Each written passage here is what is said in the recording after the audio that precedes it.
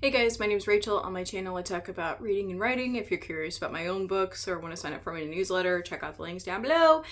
Today, we're going to wrap up some books that I read. I got a pretty decent variety here. I got some nonfiction, got some horror, got some dystopian. Even though this is a pretty small wrap up, I did like most everything that I read. I do want to start off with the weakest link first, which I read most recently. So this is A Haunting on the Hill by Elizabeth Hand. So Elizabeth Hand got permission from Shirley Jackson's son, like Shirley Jackson's estate, to write this authorized sequel to The Haunting of Hill House. And if you know anything about me, you know that I am obsessed with The Haunting of Hill House. I love that book. I love the Netflix version. I love even Stephen King's Rose Red. That was kind of like his little mini version. So on one hand, I had to keep my expectations kind of low. But on the other hand, people have written like different versions of Hill House, like the Netflix version and Rose Red, and they've turned out really, really well. So I don't know. Expectations were pretty mid-level for this. Overall, I wasn't a fan. I will say it got me out of a reading slump. I read the whole thing in like 2-3 days. Flew through it very quickly. It's just not the best. So, if you are familiar with the original Haunting of Hill House, you know that it is about this Dr. Philosophy with an interest in the paranormal, Dr. Montague, and he basically enlists these people who have, previously been involved in a paranormal event to kind of come together and just see if they can capture evidence of Hill House being haunted. And you mainly follow the one character that he enlists, Eleanor. And so you have this cast of characters. I mean, you have some other characters that come along later that are really irritating, but your main four that are spending time together in Hill House, they are definitely flawed, but also they each have their own like endearing qualities. And I think that Elizabeth Hand was trying to go for this as well. We have a cast of 4 characters. Instead of showing up to Hill House because they're like, oh, this place is haunted, we gotta check this out. It's not like that. They're actually all doing a play. So the central character that you're following is a playwright, and she and the actors are going to need to spend time rehearsing and kind of going through this, making changes, whatever. And she's like, we need to use this space for our play. It's kind of a spooky old atmosphere, and her production is centered around a witch. Which sounds reasonable enough, right? But it's the way that it's executed, it's actually kind of not, because our main character, Holly, she never had intended on renting a place to do this production. She just kind of like sees the house and she's like, yeah, I want to do this, which that's fine logically, because you can argue, it's the house's influence, which it is. But then like everyone else is like, okay, and they've never seen the house and they're not really under that influence. So I don't know. It felt like there was a lot of warning signs at the beginning that were just ignored. So things like that kind of took me out of the story a bit. The thing that really prevented me from connecting with this story, though, are the characters. Like I said, in Shirley Jackson's OG, The Haunting of Hill House, flawed yet endearing characters, right? You have that kind of balance. I didn't like a single character in this book. I hated everybody. They were all very insufferable. The only one that I kind of could tolerate was Amanda Greer. She's like this older actress that has the lead role, and she's had some screw ups in her past. She doesn't seem altogether like the most stable person on earth.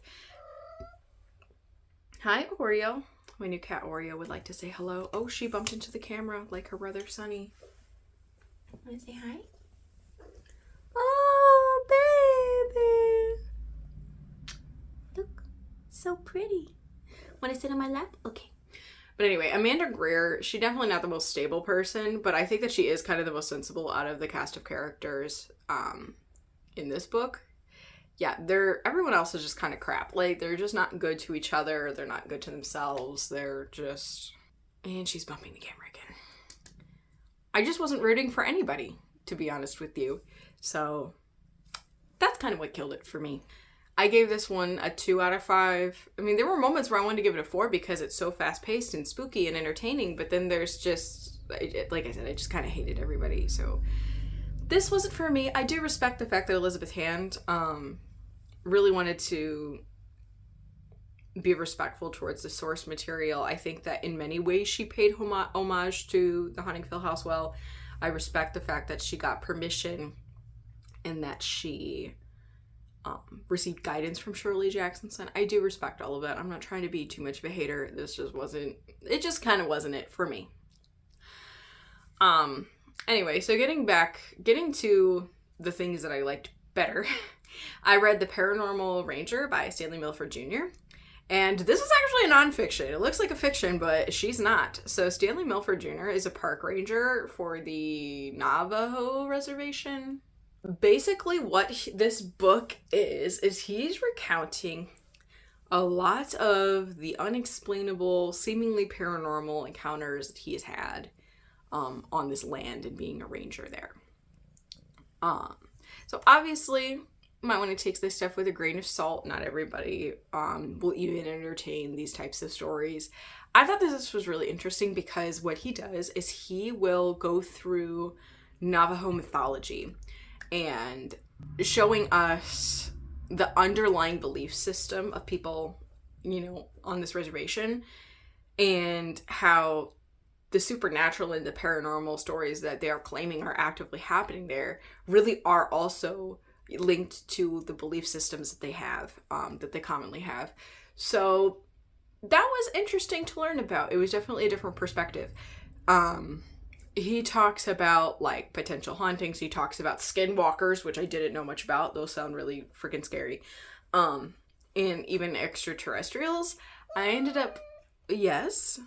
Oreo's she's so talkative. She wants to be the center of attention. I know, baby girl. I'm petting you though.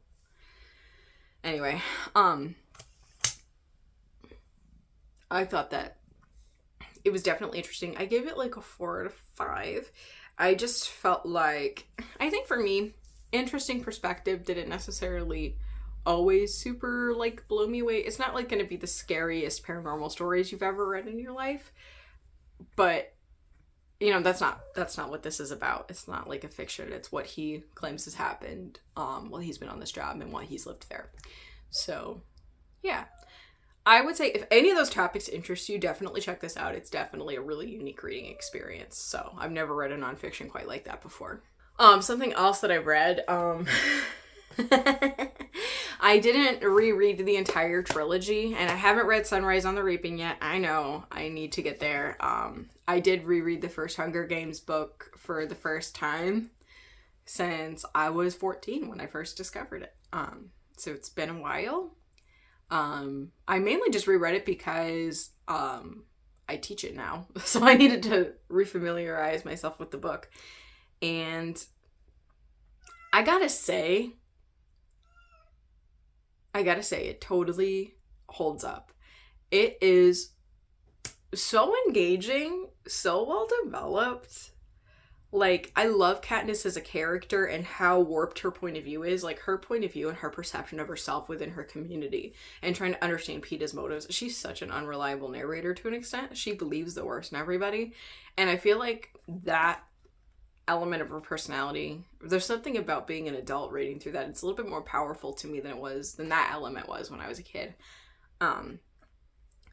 There were moments where I was starting to get choked up again. Like, halfway through the book, like, even though I knew what was coming and I've even seen, the film, and I kind of had to cry over that in the theater, it still packs an emotional punch. It still asks a lot of big questions. It inadvertently asks us to think about our own current American society. And it's really good. I would at some point really like to reread Catching Fire. So basically, I love The Hunger Games, loved Catching Fire, loved Mockingjay. However, Mockingjay made me cry like way too hard. When I read it, like, I made myself throw up because I cried so hard.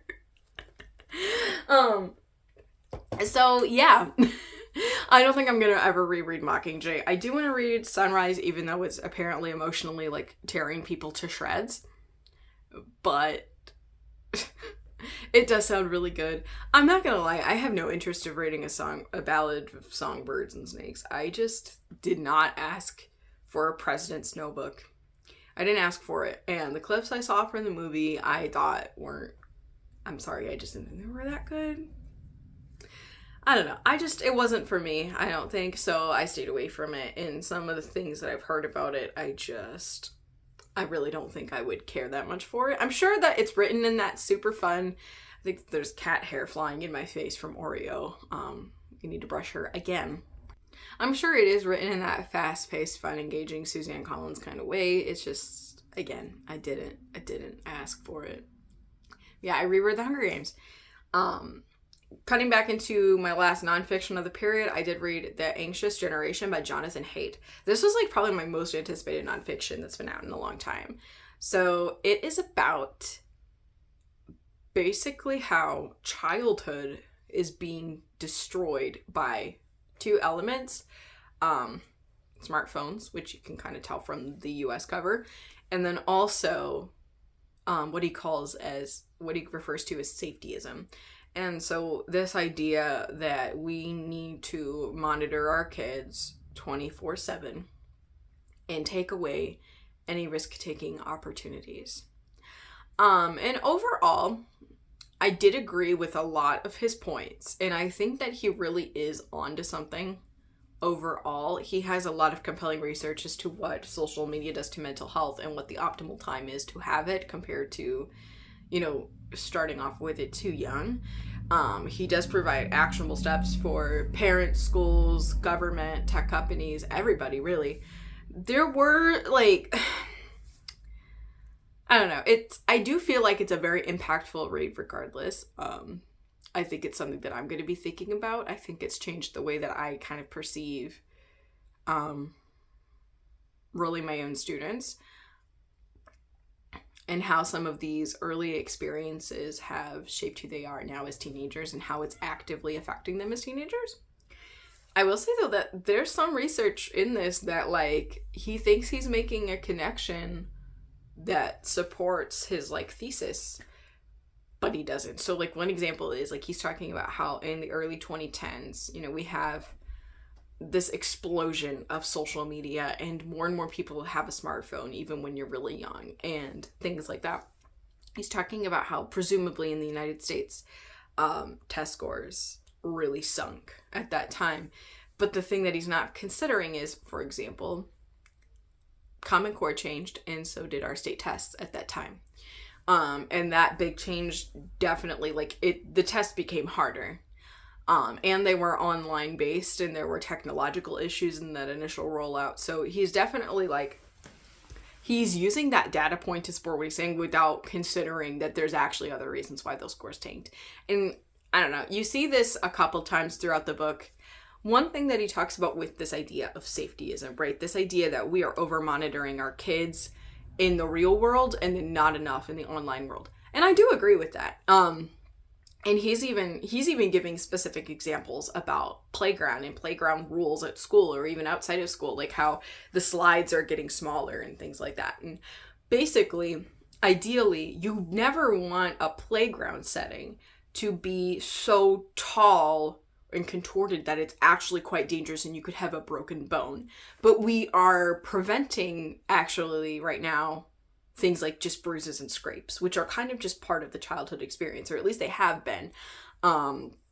He gave an example of a public school that had so many different rules for playing tag. It just not letting kids figure things out themselves in their cohorts and not letting them make any of their own really decisions and not being confident in doing basic things depending on their age, trying to cook or even to, walk to their friend's house or whatever.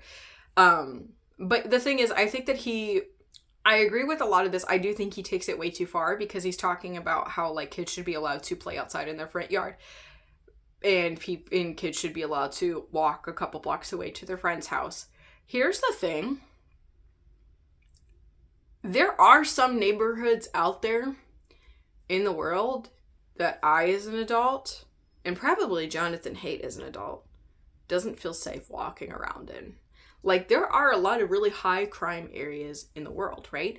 And so these are places that I don't necessarily want to walk around in as an adult, and there are children that live in those communities. So you can't just say, like, oh, kids should be able to do this, and this in their backyard or in their front yard or in their neighborhood or whatever. Not everyone is living in a particularly safe environment. So again, not using information to kind of support his thesis, but losing a little bit of the nuance. I give this a 4 out of 5. Like I said, I think that there's a lot of really great points and recommendations. I do think that the research got a little bit cherry-picked here and there to support the data points. So lastly, okay, so I started this wrap-up talking about Haunting on the Hill by Elizabeth Hand, and her take on a sequel for Shirley Jackson's Haunting of Hill House. I finally read another Shirley Jackson book from the Queen herself. We Have Always Lived in the Castle. This book is about this girl named Maricat, and early on you can tell that she and her sister are really ostracized from their community, and as a result they have these kind of reclusive tendencies. Then one of their cousin comes to visit, and he basically acknowledges that this family is really weird and that Maricat does a lot of strange behaviors. She does this compulsory thing where she is trying to do witchcraft to keep the family safe in a way, but she doesn't label it as witchcraft, and it's not explained in that way. It's like she's going to take this expensive watch that her father used to have, because father's dead, and nail it to a tree or something through the chain. Like, she will take literally valuable stuff and scatter it or bury it around the house. She'll bury money around the house and stuff like that because she thinks that these things keep them safe. So one of my friends that was reading this before me said that his theory was that everyone in this house is very, very, very mentally ill. And yeah, that's kind of the vibe. And even dysfunctional households have this sense of stability. And when this cousin kind of comes into town, it really shakes things up, and you can see how the already unstable environment that had a stability in its dysfunction, if that makes sense, is now completely off the rails, and it's not what Maricat wants for her sister, the household.